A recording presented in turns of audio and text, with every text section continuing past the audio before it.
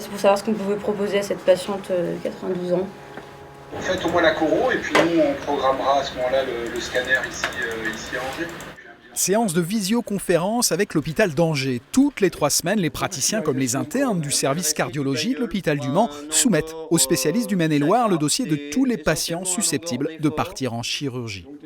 On fait certaines interventions, on met des stimulateurs cardiaques, on fait de l'angioplastie, on fait des gestes de revascularisation percutanée, mais tout ce qui est invasif, vraiment avec une chirurgie thoracique ouverte, ça se fait bien sûr soit à Angers, soit avec le CHU de Tours.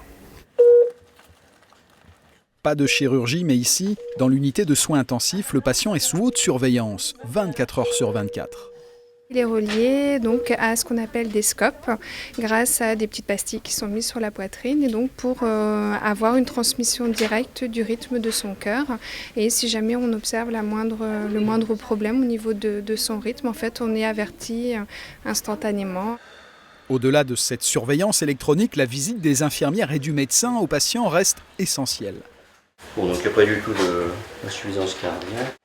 C'est un jeu de questionnement et d'échange qui permet de mieux structurer l'idée que l'on a de son mal et donc de se sentir pris en charge. Le patient qui a été victime d'un infarctus, il a un gros stress à ce moment-là.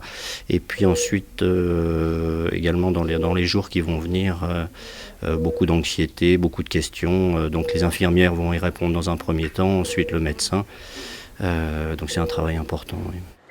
Le diagnostic posé, direction le plateau médico-technique. Ici, la rythmologie. Le patient subit une intervention peu invasive visant à réguler son rythme cardiaque.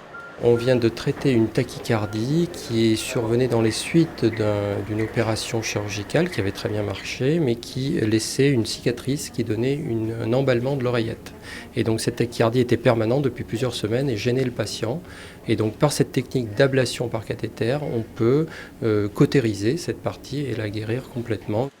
Ici, en coronarographie, on pratique l'examen des artères du cœur. Obstruer, elle provoque l'infarctus. Plusieurs interventions peuvent être pratiquées sur place. 1267 l'année dernière, 80% des infarctus du département. Dans la plupart des cas, on peut être amené à réparer cette anomalie, ce rétrécissement, par une angioplastie, donc une dilatation avec des systèmes de ballonnets, et la mise en place dans l'artère de stents, qui sont des petites armatures métalliques, des petits grillages qui consolident la dilatation. En 2012, la cardiologie a accueilli 4800 patients, 8% de plus qu'en 2011. Grâce aux progrès techniques, les interventions toujours plus précises ont réduit la durée d'hospitalisation.